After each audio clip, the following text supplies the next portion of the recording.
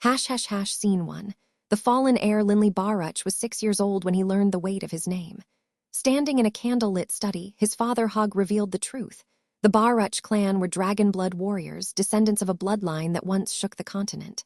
But that glory was ancient history. Their ancestral warblade was lost. Their lands were gone. They were impoverished nobility in a forgotten town. And Linley, a small, serious boy with brown hair and eyes too old for his face, was the last hope. His mission, restore the clan's honor. He was 7 years old. Scene 2. The ring and the ghost. A year later, cleaning the old ancestral hall, Linley found a plain black ring hidden in a broken drawer. It slipped onto his finger and would not come off. That night, the ring trembled. A ray of light shot forth, coalescing into the translucent figure of an old man with long white hair and ancient blue robes. "Linley," he said, "your Grandpa Doehring is a saint-level Grand Magus. Even if you don't have much talent, I can still teach you." Doehring Cowart had waited 8,000 years in that ring, and he had chosen Linley. The boy's magic potential was extraordinary dual affinity for earth and wind, a rarity that marked him as a prodigy. Scene 3. Bebe, the tiny shadow in the back courtyard. One autumn morning, Linley found a tiny black mouse gnawing on a rock. Its teeth sank into stone like bread. Doehring identified it as a shadow mouse, a magical beast that could reach terrifying power. Over 10 days, Linley tamed it with dried fruit and patience. When he tried to leave for the city without it, the tiny mouse chased him down the road, scrambled up his pant leg, and clung there trembling. "Bebe, Bebe, Bebe," it squeaked. "That's it," Linley laughed. "I'll call you Bebe."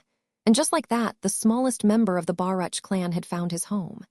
Scene 4. The academy years. At 10 years old, Linley entered the Ernst Institute, the greatest magic academy on the continent.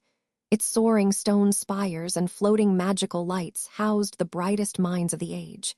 He was assigned to dorm 1987, where he met 3 boys who would become brothers. Yale, the heir to a merchant empire. George, the scholarly son of a viscount. Reynolds, a hot-headed fire mage who challenged Linley to a spar and lost in under a minute.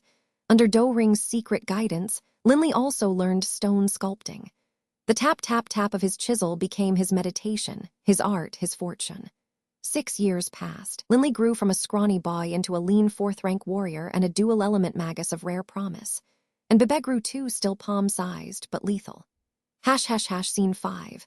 The road ahead. At 14, Linley entered the mountain range of magical beasts, a vast primeval forest where the weak became meat. He faced packs of windwolves, survived ambushes, killed assassins, and nearly died more times than he could count. The dragonblood in his veins began to stir. On the edge of the forest, bloodied and exhausted, he saved a young woman named Alice from a beast pack. And for the first time in his life, he was not thinking about glory or duty. He was thinking about a girl.